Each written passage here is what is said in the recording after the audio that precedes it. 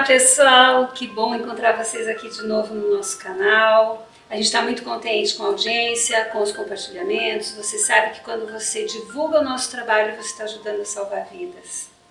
E hoje a gente está aqui com um convidado muito especial, porque janeiro é mês de visibilidade trans. Então a gente vai falar com pessoas trans que moram aqui no nosso coração, que representam a comunidade. E quem está aqui hoje? Fabiano. Esse menino lindo, maravilhoso, que mora nesse espaço de coração de mãe que cabe todo mundo, né? Fabiano, obrigada pela tua presença aqui, pelo teu sim. E você vai falar um pouquinho de você para nós hoje. Vamos.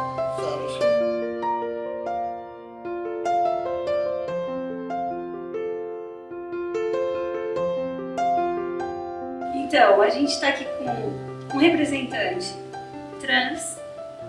A gente está falando com um homem que transicionou e ele vai contar um pouquinho dessa história para nós. Você estava contando para mim antes, e agora você vai contar nas frente das câmeras, como é que foi isso? Eu achava que você tivesse transicionado lá com 18, 19 anos. E não foi bem isso. Não foi nada disso. Eu transicionei, agora tenho 45 anos. Eu comecei a transição, o tratamento hormonal e o processo terapêutico com 43. Em novembro agora, dia 30 de novembro do ano passado, fiz 2 anos que eu fiz o processo. Eu fiz a minha primeira injeção de testosterona. E isso aconteceu porque eu tinha muito medo do processo experimental. Na década de 90, eu já tinha certeza absoluta de que eu era trans, porque eu tinha lido sobre isso num congresso de psicologia. E achei muito legal e percebi, é isso, e eu não sabia como fazer. E aí a faculdade, na época a Faculdade Tuiuti do Paraná, começou um processo transexualizador experimental, que tinha uma fase de psicoterapia, e depois tinha uma fase de e daí haveriam cirurgias e tal, e eu fui lá e me inscrevi. E disseram que era tudo muito experimental, os hormônios eram experimentais, eles não sabiam o que era, e eu sou muito paranoico com saúde. Sou tão paranoico com saúde que para fazer o tratamento hormonal, eu parei de fumar, parei de beber e parei de comer carne. Porque eu não queria ter nenhum problema no fígado, porque eu li que fazia muito mal, testosterona pesava no fígado. E aí eu saí correndo, eu tive muito medo, de verdade, assim, medo. Eu tive medo de ter problema de saúde, porque problema de saúde é uma coisa que me deixa noiadinho. E aí fiquei fora disso. E pensei, poxa, não vai ser pra mim, não vai funcionar agora. Li o livro do João e achei que o João é sensacional, mas achei arriscadíssimo, tive muito medo. Não tive coragem de fazer, eu sabia que tinha gente que fazia com anabolizante, não tive coragem. E fiquei fora disso até que chega um momento em que se torna insustentável você fingir ser quem você não é. Então chegou um momento para mim que fingir ser uma mulher, por mais que fosse só uma questão de documento, uma questão de nomenclatura, só uma questão de gênero, de pronome, era insustentável. Chegou um momento que eu disse, não, chega, eu não aguento mais mentir para que os outros se sintam confortáveis com uma coisa que é desconfortável para mim. E aí eu levei isso adiante. E aí eu conversei com a minha esposa na época, conversei com uma amiga minha muito sensacional, a Clara Cuevas, que me levou no transgrupo. No dia que eu falei para ela, eu falei, eu sou trans, eu quero começar um processo, eu quero descobrir como é que faz. Ela disse assim, tô indo aí. Passa aqui em casa e vamos no centro. Ela me levou no transgrupo, no Marcela Prado, me apresentou para as pessoas que ela já conhecia. Eu fiz o cadastro do transgrupo, olha, vamos fazer o processo, vamos. Me encaminharam para o CIPAT, ela foi comigo para o CIPAT. Eu peguei os exames, ela foi comigo no laboratório no dia seguinte. Porque amigo é assim, né? É aquela família de coração. E isso, literalmente, me deixou imensamente tranquilo. Eu era um sujeito que tinha altas crises de ansiedade antes. Passou. É isso que a gente chama de disforia de gênero? A disforia de gênero também é isso. Ela tem muito a ver com como a minha identidade não se representa nesse corpo e nessa estrutura social que o gênero presentifica nesse corpo. Porque gênero é social, isso não tem a ver com sexo, né? Tanto que tem sociedades que têm mais de 2 gêneros. Nós somos binaristas. E para mim, perceber que não era só uma questão de vestimenta, porque desde os 4 anos eu me visto assim, sempre me vesti assim, e para minha família isso sempre foi muito tranquilo. Mas não era só uma questão de vestimenta, era uma questão de tratamento. Eu me sentia feliz quando as pessoas me confundiam. E daí eu percebia que não é porque elas me confundiam, era porque elas me percebiam. Isso. E isso fez diferença. Quando eu entendi que ser percebido como quem eu era, que era importante, não era uma questão de confusão, aí eu entendi o que era disforia. E aí eu fui percebendo, tinham aspectos no meu corpo que me deixavam extremamente desconfortáveis com a minha existência, porque destoam de mim, de quem eu sou. Não são todos os aspectos, não, mas são aspectos que me deixam extremamente desconfortáveis. E eu acho muito interessante que as pessoas não entendam isso, porque as pessoas mudam o nariz, colocam silicone e não entendem que o outro também se sinta desconfortável com o seu corpo numa outra perspectiva. Eu não gosto de ter isso, eu não gosto de ter rugas, eu quero tirar, eu quero ter cabelo, eu quero isso. Mas eu não posso não gostar, porque é insuportável para mim lidar com uma coisa dessas. Entende? Sim, eu entendo. Esperamos que o Brasil compreenda. Isso é muito interessante, como as pessoas não conseguem perceber que a dor do outro e a sua são muito parecidas. A gente só não consegue se posicionar nisso. Então a disforia tem muito a ver com como me causa dor, me causa tristeza e agonia não poder me expressar como quem eu sou de corpo inteiro. Seja lá como esse corpo for, seja lá como ele tenha de ser.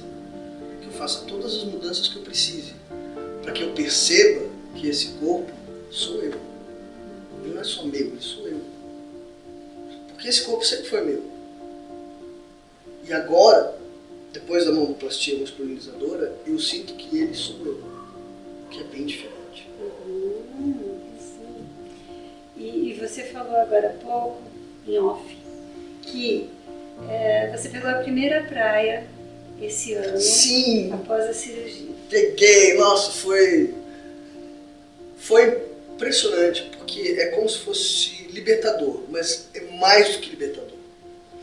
Não é só uma questão de você se libertar, é uma questão de você existir. Foi a primeira vez em 45 anos, quase 46, que eu botei o pé na areia e era eu.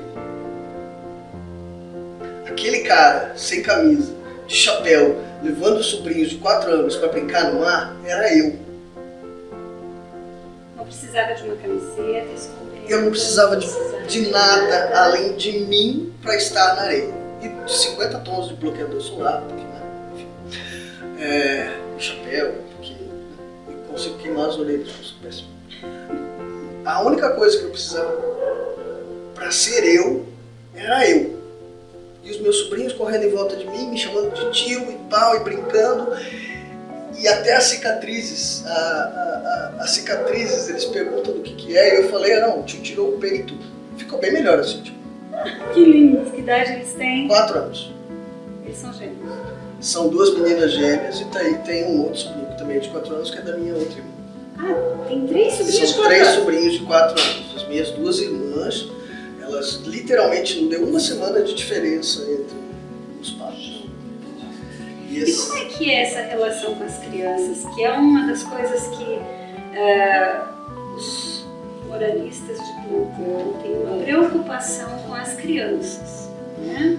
Como vamos explicar para as crianças? Me conte como é. Para as crianças é assim, ó. A minha irmã chegou e disse assim, não é mais o tia B, agora é o tio Bill. E é o tio Bill. E acabou. E eles te chamam de tio Bill? É o tio Bill.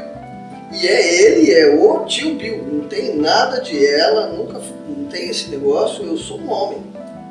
E elas corrigem as pessoas que me chamam de ela. E a gente ainda discute algumas coisas de binarismo que elas estão aprendendo na escola, de rosa, cor de menina, azul, cor de menina. Elas estão aprendendo isso. Isso, uma delas é muito legal, o Bom de Gêmeas é isso. Uma delas chega pra mim e diz assim, tio, rosa é cor de menina. A outra olha pra ela e diz, não, rosa é cor. Rosa é cor. Eu sou dentista, né? Ontem foi muito interessante porque a gente estava trabalhando com uma criança e a gente falou alguma coisa de azul, um menino. E o pai falou assim, como é que a psicóloga fala pra você que o azul é cor de quê? E eu quase pulei, né? Eu falei, ai meu Deus, vai falar alguma besteira. E eu, muito rápido, falei assim, azul é cor do céu, né? Azul é cor de quê? Bom, se eu for ensinar pra uma criança o que é a cor azul, azul é cor do céu. É o jeito mais fácil de ser, né? Pra criança, qual é a cor azul? Exatamente. Porque o céu a gente vê todo dia, né? Isso. E elas têm muito, você percebe isso nas crianças, elas não têm nenhum tipo de construção prévia. Isso elas vão aprendendo, elas não tinham esse discurso sobre cor, elas foram aprendendo. Que uma cor é disso, tanto que uma aprende e a outra não liga. Uma delas aprende, ela traz e a outra mesmo corrige. Que não é assim, que não é isso, não precisa disso. Para elas, não tem esse negócio de eu ser ela. Não existe isso de eu ter sido ela. Elas corrigem todo mundo, elas só não corrigem os meus pais. Porque os meus pais, de vez em quando, eles me chamam de ela, ainda. Né? E para mim isso é muito tranquilo, porque isso faz parte do processo. Eles estão em construção, estão trabalhando muito com isso. Minha mãe é uma pessoa assim, que muito de vez em quando ela escorrega. Meu pai escorrega mais, mas ele só em casa. A gente trabalha junto. No trabalho, ele só me chama de ele. Fala com o meu filho, você vai ver isso com o Fabiano, é o Fabiano que está resolvendo, você conversa com o meu filho, não, o meu filho é o contador que vai te explicar tal coisa, é o meu filho que está cuidando desse negócio. Vai falar com o cara da seguradora, com a empresa de contabilidade, fala com o meu filho. Minha mãe é a mesma coisa, é o Bill aqui, é o Bill ali, é o Bill lá. Tem uma história que eu estava te contando que eu acho muito maravilhosa, que é a história das minhas tias. Adorei. Qual é a idade delas? 84 e 74 anos de idade. E elas moram em Apucarana, no interior do Paraná. E eu fui para lá ano passado, foi a primeira vez que eu vou para lá depois do processo transexualizador. Eu já estava com barba, ainda não tinha feito a homoplastia. E eu estava muito preocupado, porque eu nunca tinha falado com elas depois do processo, eu nunca tinha mostrado para elas nada. Porque elas nem celular com o WhatsApp elas têm. Agora elas têm. Agora elas têm um grupo no WhatsApp, meu Deus. E então eu fui para lá com a cara e com a coragem, tipo, não, vamos tranquilo, né? Vamos, faz parte do processo, são pessoas de idade, não têm um acesso à informação tão grande quanto o que a gente espera, não são pessoas que vivem na internet, né? São pessoas que vivem na televisão aberta, essas coisas. E fui bem tranquilo, vamos lá, eu tenho medo, tenho receio, mas eu confio porque é família. E família não é uma questão de ser parente, família é uma questão de ser família, quem ama, né? Cheguei lá, foi muito sensacional. Não erraram meu pronome nenhuma vez. Nenhuma vez, nunca. E ainda me elogiaram um monte. E é muito fofo. Ainda ficava falando, olha que homem lindo, olha que barba enorme, olha que coisa mais fofa. E depois a minha prima estava me contando que as minhas duas tias passaram uma semana treinando para não errar quando falasse comigo. Ficaram treinando porque não queriam me magoar. E ainda corrigiram a minha mãe as 2, 3 vezes que ela deu uma escorregada quando estava lá. Ó, não faça isso com ele. Olha, como é que você consegue chamar de ela com uma barba desse tamanho? Um homem desse jeito? Não, você toma cuidado. E ela aceitou numa boa, porque... Então, é isso que eu fico pensando. Às vezes, a gente tem medo de falar com as pessoas de mais idade e de falar com as crianças. E a gente percebe que é justamente o contrário. As pessoas com mais experiência tendem a aceitar com mais facilidade e as crianças são as que primeiro compreendem ou, assim, não precisa de muita explicação. Não, na verdade não. Não precisa de muita explicação. É aquela velha piada do criança perguntar pra você de onde ela veio. Aí depois que você passa 40 minutos explicando sobre a abelha, a flor, não sei o que, ela olha pra você e diz, nossa, Meu amigo veio de Arapongas. É isso. Né? É isso. A simplicidade com que as crianças lidam com as coisas devia ser a nossa meta de vida, assim, né? Mas é que à medida que a gente vai crescendo numa estrutura social, a sociedade vai te dizendo que você tem que impor limites em você, e se você tem limites, você tem que impor limites nos outros também. Todo mundo tem que ser limitado, porque afinal de contas é uma sociedade que é uma caixa quadrada e todo mundo tem que caber dentro dessa caixa. E quando a gente nasce, a gente não tem limitação, né? Isso é uma coisa que até o próprio Freud fala. A gente não tem esse negócio de identidade de gênero, e ele tem um texto que ele escreve que, nossa, gerou uma tormenta, porque ele diz que toda criança nasce bi, que é uma coisa que se constrói socialmente. Já deu uma polêmica naquela época, imagina hoje. E a sociedade acaba sendo muito cruel com as crianças, porque as crianças elas não veem problema nenhum em cada um ser como é e ser feliz desse jeito. Elas sabem de antemão que elas precisam respeitar o coleguinha e trabalhar junto. É a gente que vai criando uma série de hierarquias, que vai destruindo a capacidade que elas têm de receber e de ser empáticas com as pessoas. Eu vejo isso pelos meus sobrinhos. Meus sobrinhos são extremamente empáticos com as pessoas, com quaisquer pessoas. E à medida que eles vão crescendo, o nosso grande medo enquanto família é que eles percam isso. E as minhas tias, essas senhoras de idade, que já são avós, ou são bisavós, elas são muito... e é uma coisa que a tia Nena, que é a mais velha, disse, né? Depois de uma certa idade, a gente entende que respeito é uma obrigação. E que todo o desrespeito que a gente já passou foi uma baita de uma sacanagem. Né? Porque às vezes é difícil amar. Você pode até dizer assim, eu não consigo amar tal pessoa, mas você tem a obrigação de respeitar tal pessoa. Sim. Né? Sim. É um ser humano, é um ser que está ali. Então, para mim é muito difícil lidar com algumas pessoas da família por questões de homofobia, de transfobia que a gente já viveu. Mas eu faço um esforço de respeito, de cuidado, até de respeito a uma tia com um pouco mais de idade, porque a gente sabe que existe alguma situação ali. Então essa questão do respeito é uma prática, e é uma prática pra gente também, porque a gente acha que a gente é tão desconstruidão, que a gente respeita tudo, que a gente... Não, a gente tem dificuldade de respeitar algumas situações que a gente não tolera. Sim. Né? Então é uma prática mesmo. Mas deixa eu te falar uma coisa, enquanto você falava eu lembrava da Júlia. A Júlia é a minha filha lésbica, ela tem 24 anos. E eu lembro que quando ela tinha 3 aninhos, 4 aninhos, a professora da pré-escola veio para mim e disse assim: nossa, Silvia, é impressionante como a Júlia brinca bem com os meninos. Ela não quer estar aqui dentro brincando de boneca com as meninas. É que ela quer estar lá fora na gruta, ela quer jogar bola com os meninos, quer brincar na gruta. Ela gosta das brincadeiras com os meninos. E eu olhei para ela e falei assim, é para me preocupar?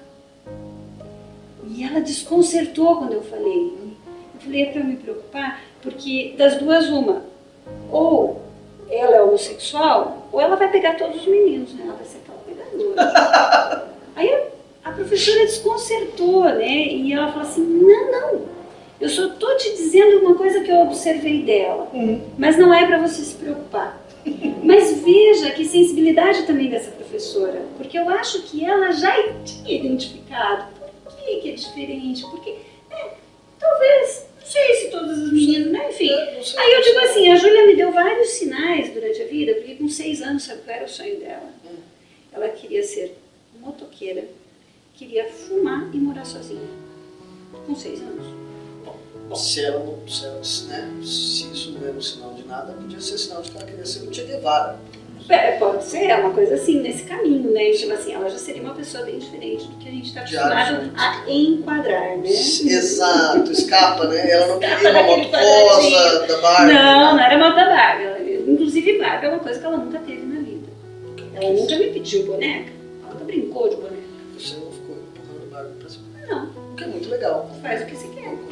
Né? Aí ela adorava jogar bola, ela jogava bola.